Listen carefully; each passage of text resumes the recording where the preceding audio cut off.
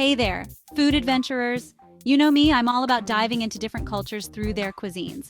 I've eaten some pretty wild things in my life, and let me tell you, sometimes the most bizarre foods pack the most unforgettable flavors.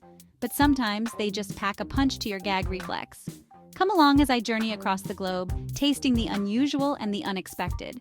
Get ready for some laughs, some surprised faces, and maybe, just maybe, you'll find your new favorite food. First stop, China, a land rich in history, culture, and of course, unique culinary delights. We're about to meet the century egg, a delicacy that has intrigued and puzzled many. Sounds intimidating, right? Well, it's been sitting around for a while, but not quite a century. Despite its name, the century egg is typically preserved for just a few weeks to a few months.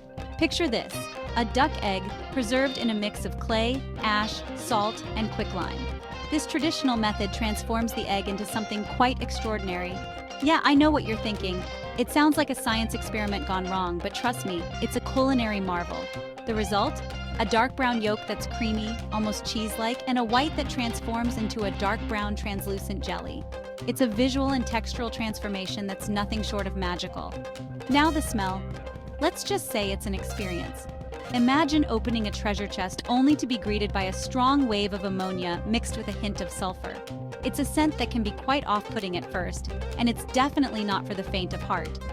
But here's the thing, once you get past the aroma, the taste is surprisingly mild. It has a salty, slightly tangy kick that can be quite pleasant. The initial hesitation often gives way to a surprising delight. The flavors are complex yet subtle, making it an acquired taste that many come to appreciate. It's definitely an acquired taste, but hey, I've had worse. The century egg is a testament to the ingenuity and creativity of Chinese cuisine.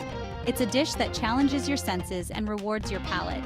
So, the next time you find yourself in a Chinese market or at a traditional banquet, don't shy away from the century egg. Embrace the adventure and give it a try. You might just find yourself pleasantly surprised. After all, food is not just about sustenance. It's about exploration, discovery, and sometimes stepping out of your comfort zone.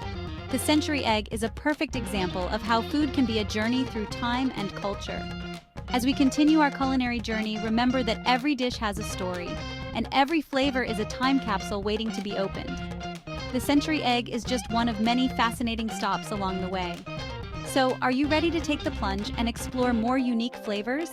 Stay tuned as we uncover more culinary treasures from around the world.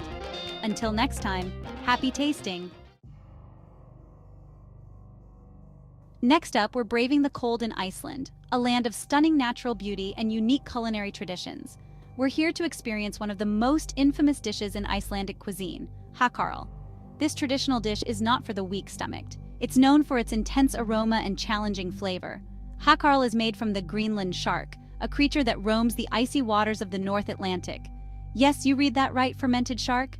The process of making hákarl is as fascinating as it is unusual. The preparation involves burying the shark meat in the ground for several weeks to cure. This step is crucial as it allows the natural toxins in the shark to break down. After curing, the meat is then hung to dry for several months. This drying process further develops the distinctive flavor and texture of hákarl. Now, before you wrinkle your nose, the fermentation process is what gives hákarl its unique, pungent flavor. It's a taste that has been appreciated by Icelanders for centuries. And when I say pungent, I mean it smells like a mix of ammonia and cleaning products. The smell alone is enough to make some people turn away. The taste? Let's just say it's an explosion of ammonia with a fishy aftertaste.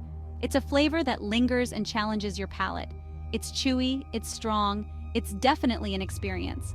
The texture is firm yet slightly rubbery, adding to the overall unique experience of eating hákarl.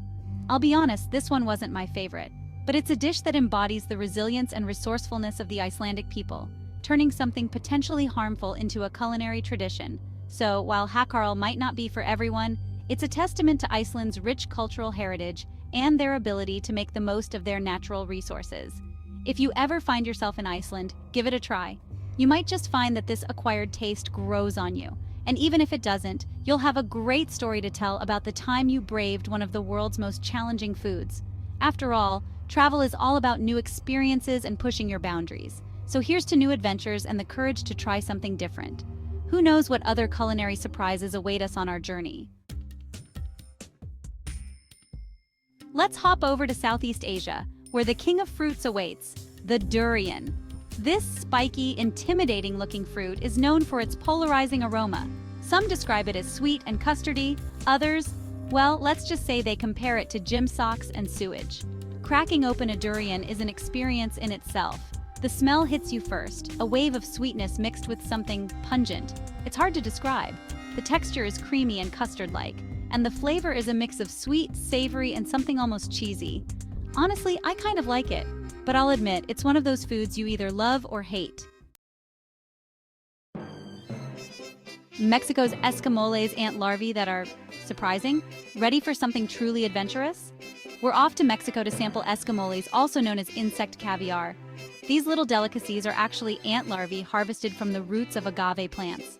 Don't let that deter you though, they're considered a delicacy in Mexico. Escamoles have a buttery texture and a slightly nutty flavor when cooked. They're often pan-fried with butter and spices, and honestly, they remind me a bit of scrambled eggs. It's one of those foods that proves that sometimes the most unexpected ingredients can be surprisingly delicious. Vegemite, Australia's love it or hate it spread. Last stop, Australia. Time to try Vegemite, the iconic yeast extract spread that divides the nation. This dark brown paste is made from leftover brewer's yeast and is packed with a salty, savory umami punch. Now, Vegemite isn't something you eat by the spoonful. The trick is to spread a thin layer on toast with butter. The taste? Well, it's definitely intense. Salty, slightly bitter, and incredibly savory. It's one of those flavors that grow on you. Or not, some people just can't get past the strong taste. The verdict, from gag-worthy to surprisingly delicious. So, after my whirlwind culinary adventure, what have I learned? This journey has been nothing short of eye-opening, and my taste buds have certainly been put to the test. From the bustling markets of Southeast Asia to the quaint eateries in Europe, I've sampled some of the most unusual and intriguing foods the world has to offer. Well, for starters, the world is full of bizarre and wonderful foods just waiting to be discovered. Each culture has its own unique culinary traditions, and what might seem strange or unappetizing to one person could be a beloved delicacy to another. The diversity in food is a testament to human creativity and adaptability. Some, like the century egg and durian, were surprisingly pleasant. The century egg, with its jelly-like texture and mild flavor, defied my expectations. And durian, often dubbed the king of fruits, lived up to its reputation with its creamy texture and complex taste that's both sweet and savory. Others, like hákarl, well, let's just say they're an acquired taste. Hákarl, the Icelandic fermented shark, was a challenge. Its strong ammonia smell and chewy texture were difficult to get past. But it's a traditional food with a long history, and I can appreciate it for that. Here's my ranking from most to least favorite. This list is based on my personal experience and taste preferences, and it's fascinating to see how my palate has evolved throughout this journey. First, durian, the king of fruits, wins me over with its creamy texture and unique flavor. Despite its pungent smell, the taste is a delightful mix of sweet and savory, and I found myself craving more after the initial bite. Second, escamoles. Don't knock it till you try it. These ant larvae are surprisingly delicious. Known as the caviar of the insect world, escamoles have a nutty flavor and a texture similar to cottage cheese. They're often served with tortillas and guacamole, making for a unique and tasty dish. Third, century egg. Points for the unique appearance and the surprisingly mild taste. The century egg, with its translucent black and green hues, looks intimidating but has a flavor that's much milder than expected. It's often enjoyed with congee or as part of a salad. Fourth, Vegemite. It's growing on me, but that intense flavor is still a bit much. This Australian spread is made from yeast extract and has a very strong salty taste. It's an acquired taste, and while I'm starting to appreciate it, it's still a bit overwhelming for my palate. And finally, hákarl. Sorry Iceland, but this one just wasn't for me. The fermented shark has a very strong ammonia smell and a chewy texture that I found hard to enjoy. However, I respect its place in Icelandic culture and the bravery of those who eat it regularly. Would you take a bite? Tasting bizarre foods is about more than just the flavor. It's about embracing different cultures, challenging your palate, and stepping outside your comfort zone. So next time you have the chance to try something new and unusual, I encourage you to be adventurous. You never know, you might just discover your new favorite food. Share your own culinary adventures. Have you tried any of these bizarre foods? What did you think? Share your thoughts and experiences in the comments below. I'd love to hear from fellow food adventurers.